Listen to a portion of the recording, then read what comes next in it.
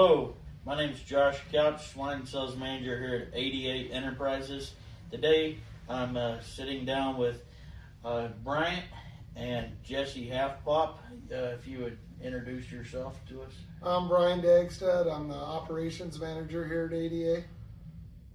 I'm Jesse Halfpop, and I'm the shop manager here at ADA. So how long have you been working here at ADA? I've been here a little over 4 years. So what did you do before you started here? I actually butchered pigs for 15 years. Okay, well, that's the same ministry, so that's pretty good. How about, I'm on the nicer side of it now. yeah. I always worked on the live production side, not the kill plant side, so yeah, it's good to have a little bit of experience on both. And how about you, Jesse?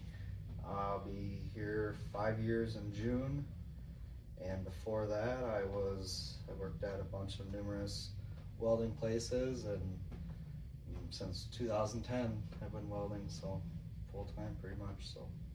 So what's your position here at ADA? Shop manager, fab and weld.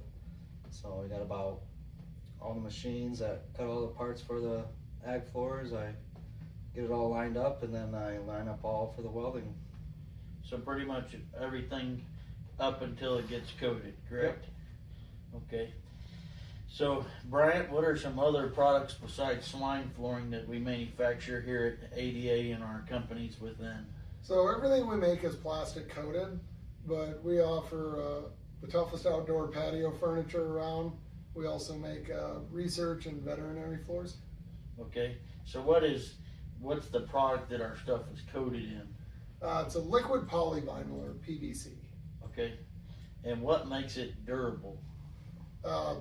So plastic is naturally durable. PVC is a higher grade of plastic. So it's not the stuff you're seeing out in the stores that toys are made out of or anything.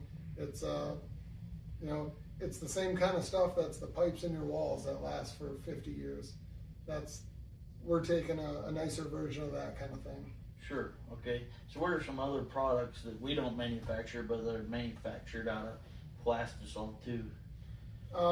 So we do plastisol on a pretty grand scale. Plastisol typically isn't something you'd use to coat a whole table.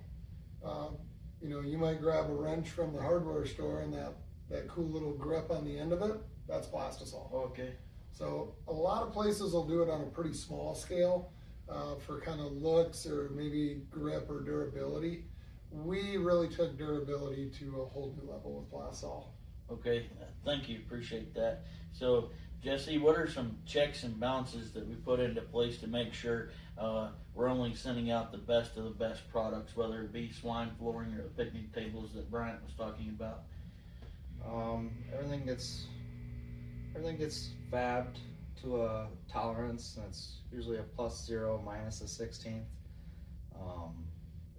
With that tolerance, as you don't want to be over, but you can be just a hair under, because the plastisol will coat a little bit more to give us that overall exact measurement that we need. So the way we kind of run things through the shop floor is, just because somebody sold a hog floor to a customer or a picnic table, that's not our only customer. So we bring in raw steel, and we cut it up, we bend it. We don't just make, we don't just cut up steel and bend it. We make a part. The part has specifications. Like Jesse was saying, we have tolerances on those, but the guy who's fabricating all that material, his customer is the guy who has to weld it. So the guy welding it, when he gets parts that don't fit, they go back to the fab guy to make them right.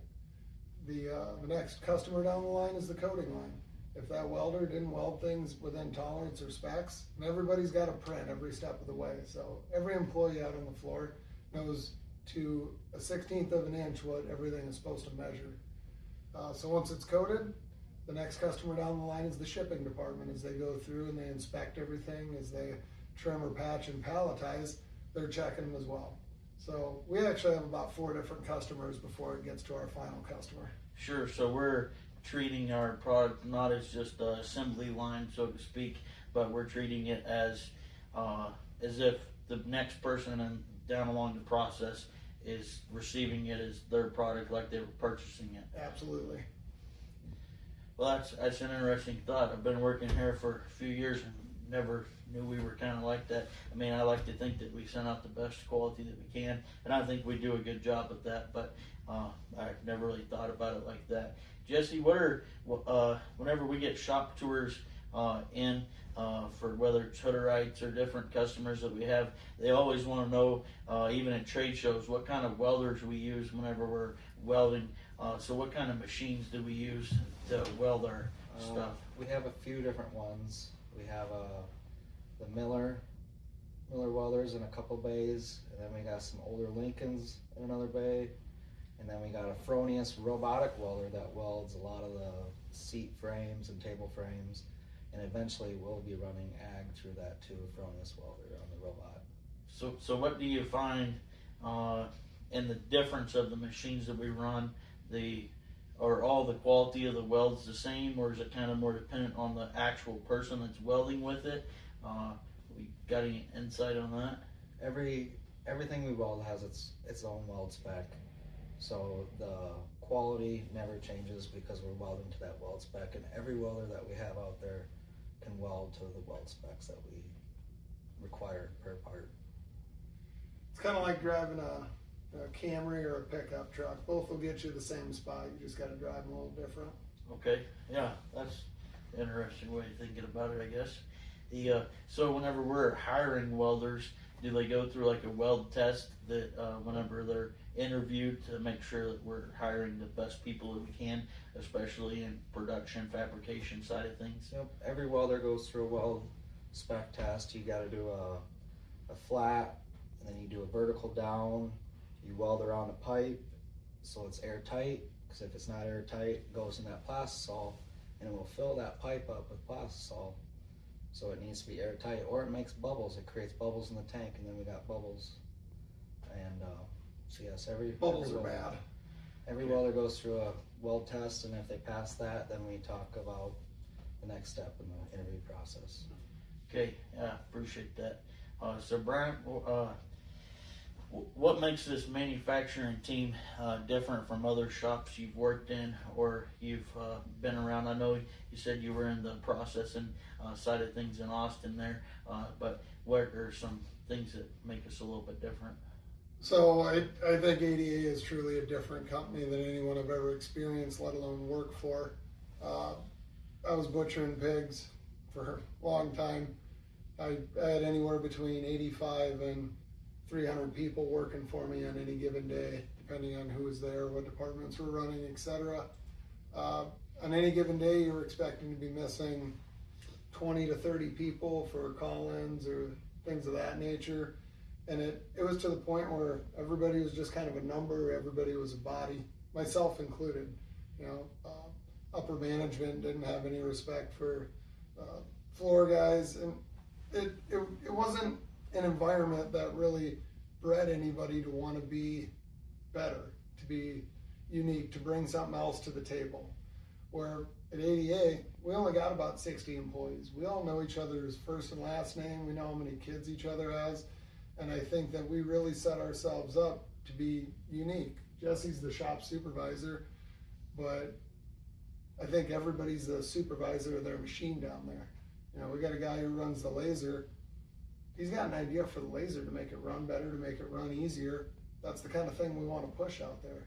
Same thing in shipping. If somebody's got a better idea on how to palletize it, let's hear them out. Let's try it out. I think we're pretty open-minded compared to a lot of different places, and I think that really shows in the quality of our products and the quality of our team.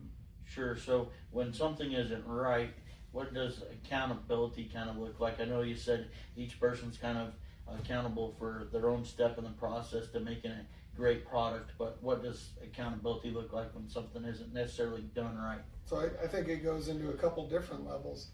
You know, we have shop software out there, so whenever somebody's fabricating a part, welding a part, they're logging into it. They're saying, I'm the guy who did this, and I did this many of them. So whenever something comes up wrong, we can see what who did it, so we can go investigate what happened. So we can get to the bottom of problems. Most of the time, it's process problems. You know, I thought I had to do it this way, but at the same time, when we make mistakes and we lose money, it directly affects our bonus checks. So accountability out there is literally in everything we do and what we get paid. So the shop is getting bonus type checks to give them incentive to be manufacturing a quality product. Whenever people are happy, they're normally doing a better job than whenever people aren't. So what kind of things are into place for our employees out in the shop so they're enjoying their work and doing a great job at their work versus just another job where they're showing up or not even showing up like you were saying at the previous job you were working at? So, manufacturing and industry is all about numbers, right? How much you get out, how much you can charge for it, how much it costs you. I don't like to put that out on our shop floor necessarily. I don't want everybody worrying about, I need to get 12 an hour, I gotta go. We're gonna get there and we're gonna talk about that kind of stuff. We try and have a little bit of fun with it. We like to make games out of it. We have days where we're gonna be really busy and we gotta push for it. Let's set some goals and let's go get them. The next day, maybe Friday comes around and we finish everything a couple hours early. Cool, let's call it at noon, let's buy everybody lunch and let's hang out for 2 hours. Sure, yeah, I think most of our viewers can kind of relate on goals and setting initiatives and looking at the numbers too. I know like in farms, people are always concerned about, what's your breeding rate, what's your farrowing rate. So it's kind of the same exact thing. It's just in a different aspect. Absolutely. Sure. So how do we know when a product is like, I want to say ADA ready to leave the shop and that it's truly the best that we can do? How do we know when we've reached that point in the process where it's ready to go out to a customer? So essentially when it goes through final inspection and shipping, that's when we know it's 100% sold. However, there's multiple checks throughout the process that validate the next step. So kind of like how we talked about customers through each department. So things are getting checked at every level.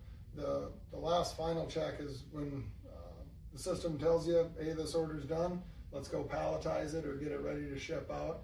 We give it a one-over where we take a look at everything, the trimming, the patching, the coating thickness, the finish of the coating, whether it was cured to the right specifications or if something needs to be flagged. And then it gets a final sign-off from the shipping employees who are also our QC staff. Sure, okay, thank you. What's a small detail in fabrication or assembly that most manufacturers overlook, but makes a difference, Jesse, whenever you're in the fabrication process? What's one thing that a lot of manufacturers overlook, but we take really serious? It's some places, just little details add up really fast out there in the shop and through this whole system. Even from a little bit of weld wire that someone might leave, that's just one little detail that we always check that, hey, that pig's gonna be standing on there. Or, hey, there's gonna be a customer sitting on these. That's stuff that we always look at all the time. And sometimes, being in a welder aspect that I am, if I'm just out in the world, even on vacation, I'm always looking at little welds. I'm always looking at stuff, and I'm just like, gosh, who welded these things? I don't have that when I'm here usually. I can look at all of our welds and say, those are really dang good welds.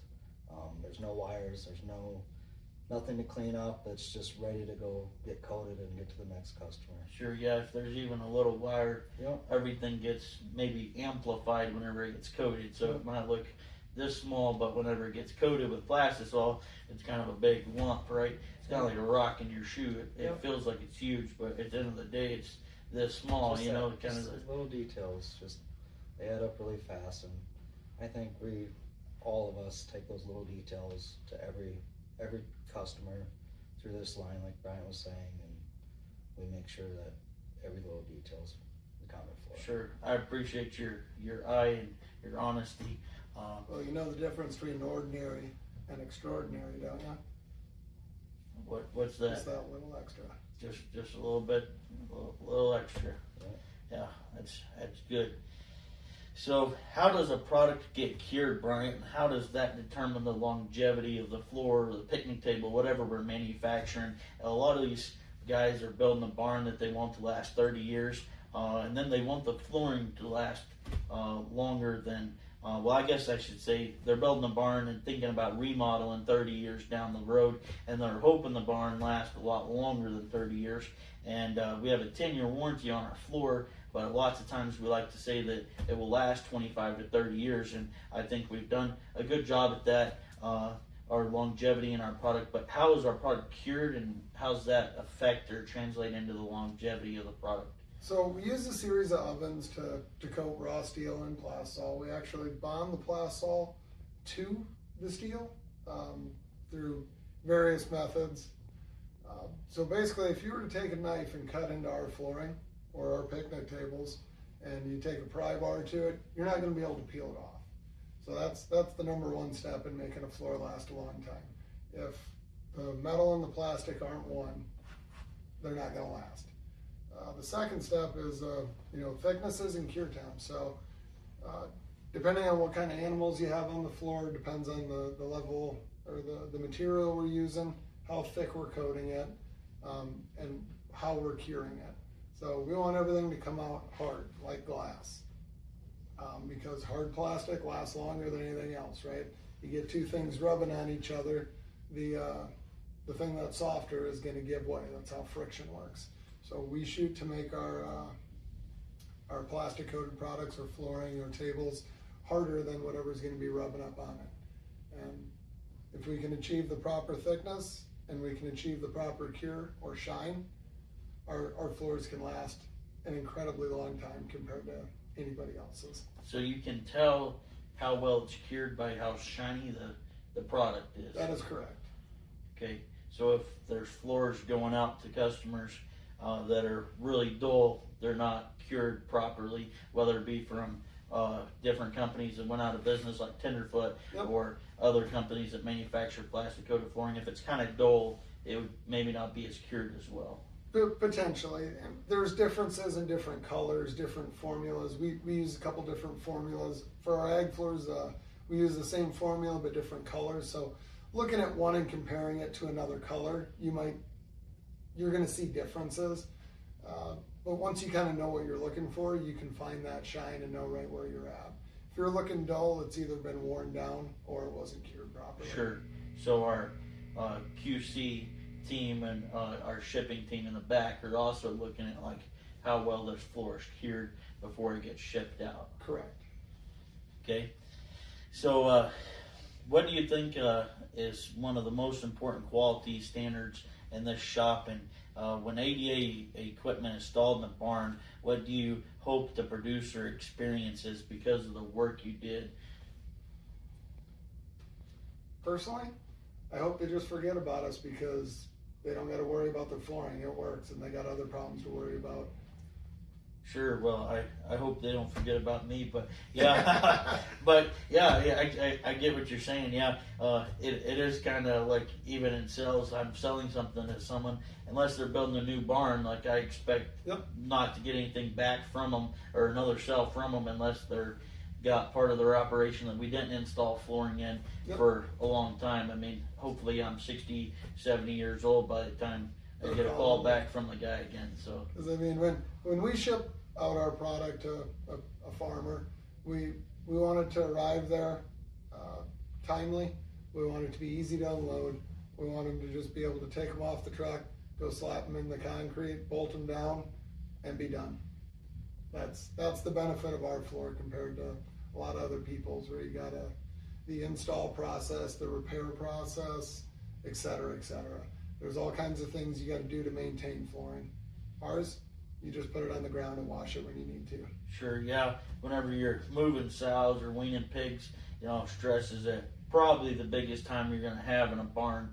And it makes me sleep better at night knowing that guys, even though they're stressing putting in sows that might not want to be stepping in a crate or whatever, that at least they're going on a floor that is not going to, injure the worker or the hog itself, and that they're going to be able to, even whenever they wean sows out of the crates, that they're going to be able to clean the floors in a timely manner too.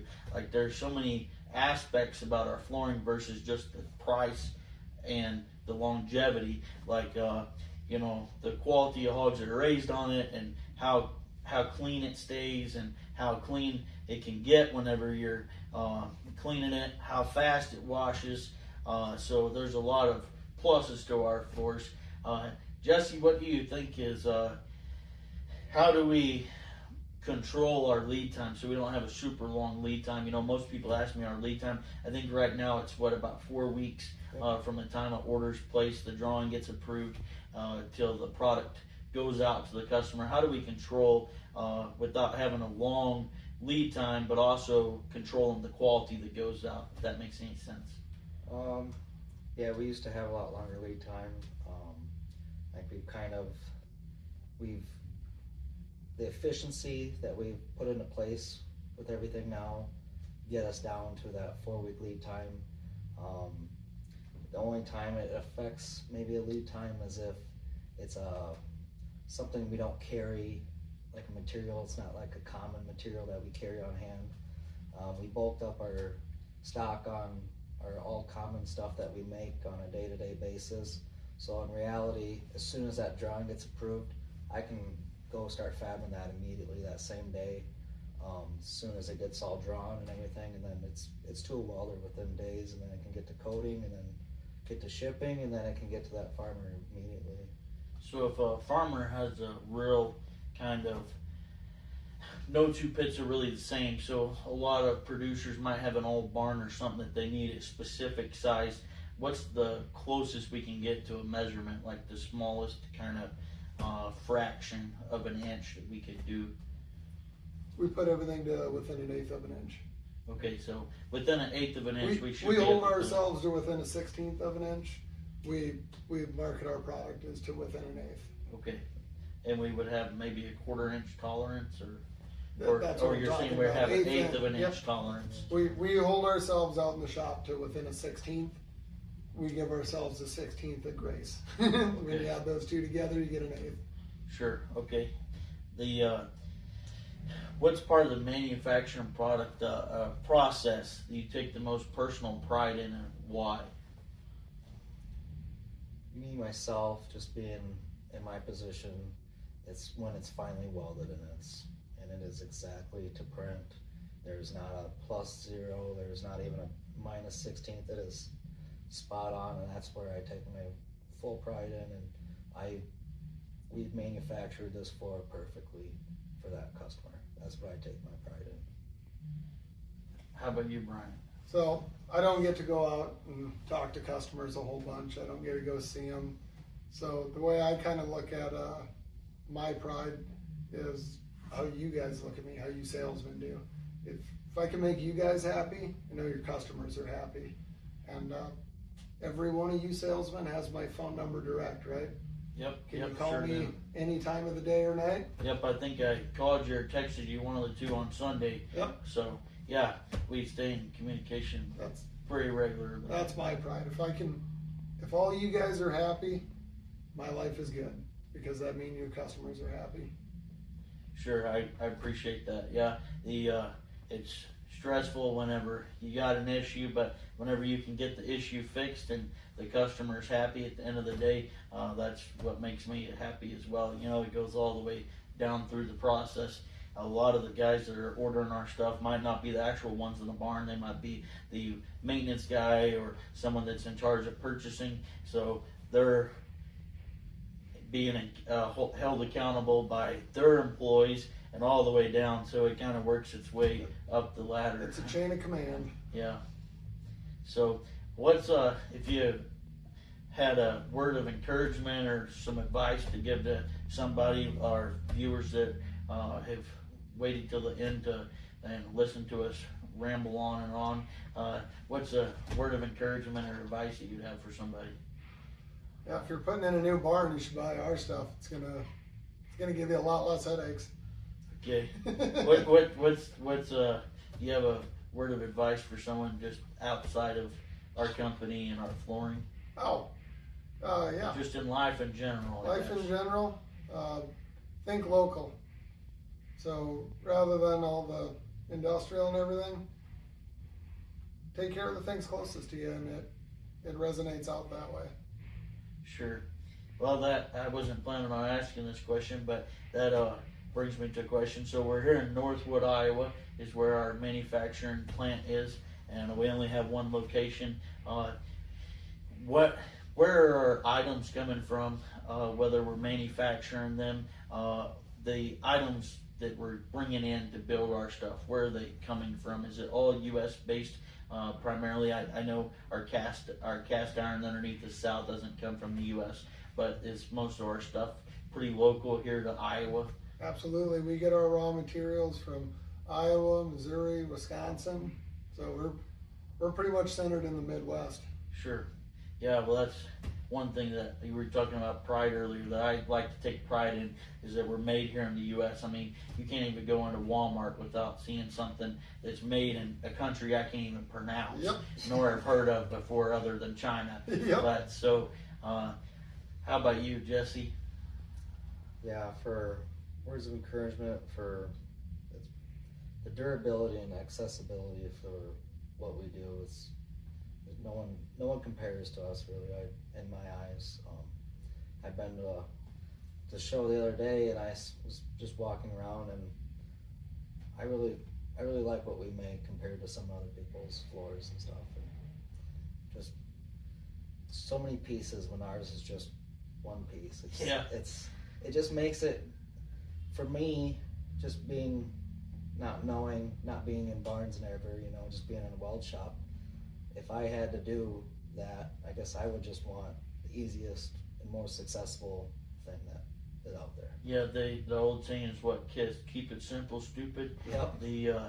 Man, a bunch of these guys have floors that are a 5x7, 6x8 kind of crate, but it might have 30 pieces Yep. of hard plastic or something else that kind of connects underneath the sow.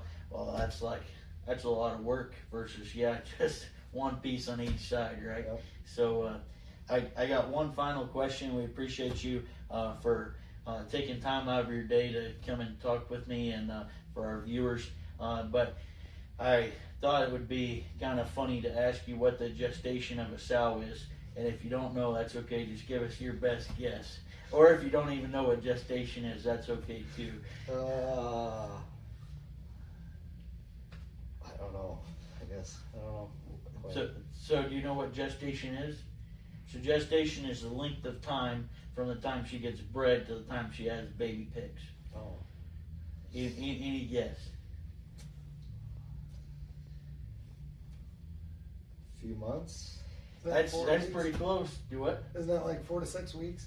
Nope. No? It's 3 months, 3 weeks, and 3 days. Ow. Three. I didn't know that. 3 Yeah. months, 3 weeks, 3 days. Yep. And I guess if you want to get real technical, about 3 hours and 3 minutes after that. That's a joke, but yeah, it's 3 months, 3 weeks, and 3 days. Well, thank you everybody for listening. I just thought it would be good to sit down with the guys that are kind of in charge of manufacturing our stuff. A lot of y'all see me at the trade shows or on the road, but you don't necessarily meet the guys that are in charge of manufacturing our stuff. So I just want to sit down so you could put a face with the people that are in charge of manufacturing our stuff. So thank you for listening. Have a great day. Good team.